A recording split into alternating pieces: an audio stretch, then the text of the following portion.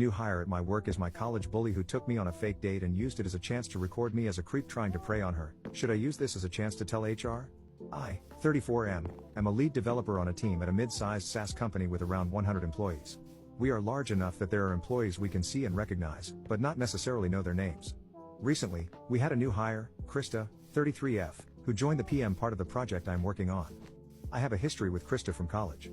In college, I was more in my shell. I didn't treat myself well and was very much an introverted nerd, with admittedly bad posture and poor fashion sense. Krista had quite a few friends in college, and while she wasn't super popular, she was well liked and conventionally attractive. We shared a few classes together, and one day she asked me for help with an assignment. I helped her, and we talked. She seemed genuinely friendly to me. I helped her with a few more assignments, and finally, she asked me if I wanted to meet her after class at a coffee shop to talk. I said sure, but when I got there, Krista was nowhere in sight. I waited about 20 minutes before I called her. She answered and started laughing, and I heard several other voices laughing too. Krista said something like, "Why would I want to date a fat loser like you?" I looked out the front window of the shop and saw one of Krista's friends holding up her camera phone at me. For the next few weeks, there were jokes about me and flyers with my face from the coffee shop video plastered up with, "This guy's a creep," in bold letters on top. I kept my head down, and within a month, the next big thing popped up on campus, and I was forgotten. This didn't stop Krista and her friends from saying, "Ew, creep," when they saw me, but the rest of the campus eventually moved on, so I was never accused of anything or ostracized by the rest of the student body.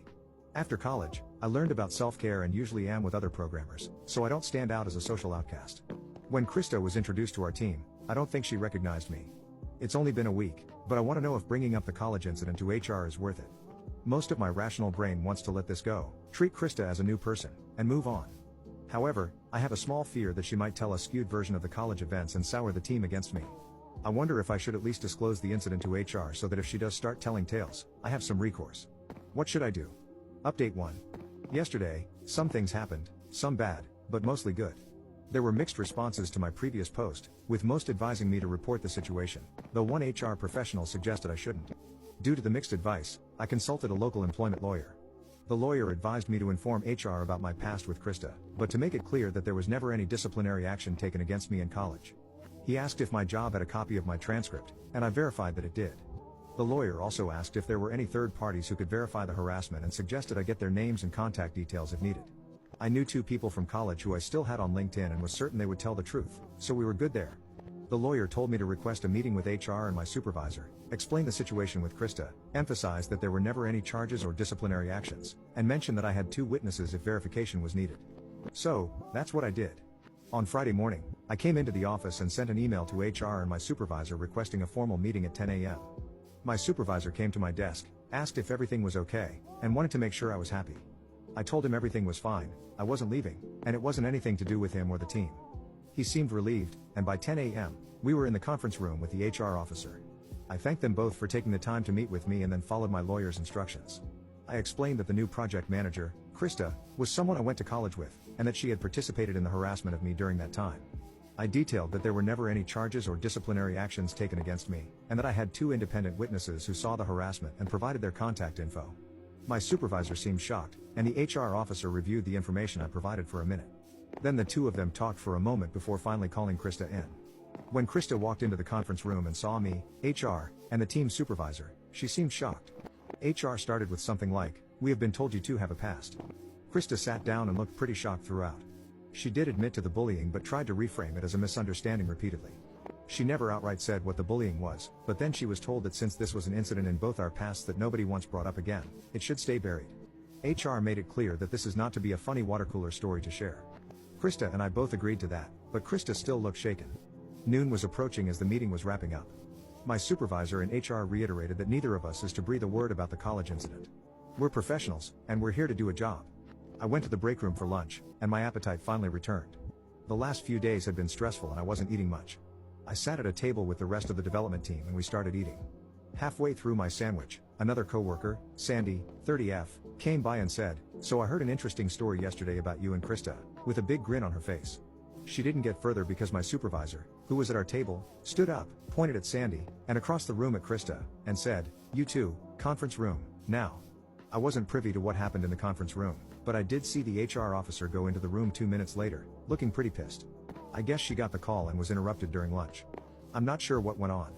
The rest of my team asked what that was about.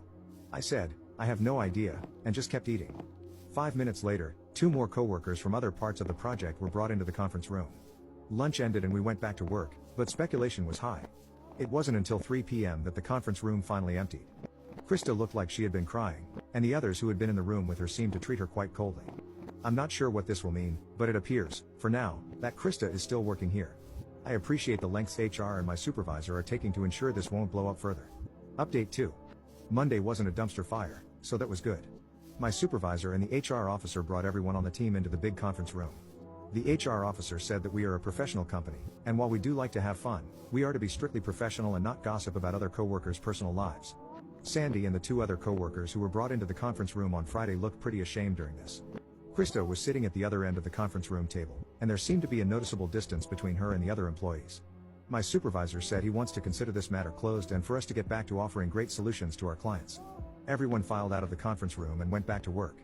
Lunch on Monday was pretty tense, but on Tuesday management had a local Mexican place bring in a Taco Tuesday for us, and the mood improved considerably.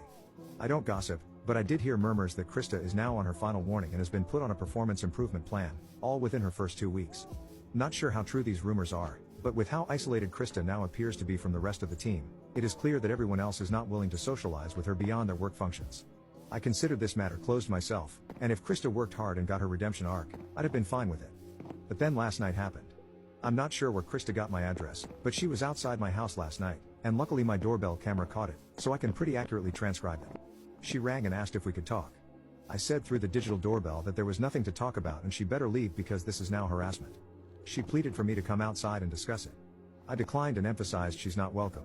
She then said she had a crush on me in college, that her friends found out she asked me to coffee and pressured her to turn it into a harassment campaign, and she was afraid of them disowning her for liking a guy like me. Guys, I wanted to laugh so freaking hard. I was socially awkward back in college, but even I knew this was BS. Hell, I wasn't even interested in Krista for a date. I thought she wanted to be my friend. I told her that I didn't care what she had to say, she had to leave. She told me I could just ask Sandy what she told her and it would clear this all up. I declined and said that this matter in the office is closed. Krista finally made an exaggerated sigh and walked off. I took the video recording from the doorbell and sent it to the employment lawyer. I will give it to my supervisor in HR today. I will be shocked if she lasts longer than this Friday now. Update 3. Krista is fired. I didn't even have to send HR the doorbell cam video, but I did send it to the lawyer I was talking to. The lawyer is drafting a cease and desist and potentially a restraining order if needed. Krista somehow got my address from someone in IT. The IT new hire is suspended because of this data breach, and everyone got a memo about data security yesterday morning, including the usual about phishing scams. Krista's desk was empty when I came in yesterday morning, and since I'm taking the necessary legal steps, I'm considering this matter closed. Edit. Krista tried to show up at my front door one more time a week later. I called the cops, and she was removed but not arrested since she didn't technically do anything yet. The lawyer served her with the cease and desist, and it has been communicated to me that she understands. Work is almost back to normal. No one wants to talk about Krista anymore. I consider this truly resolved now.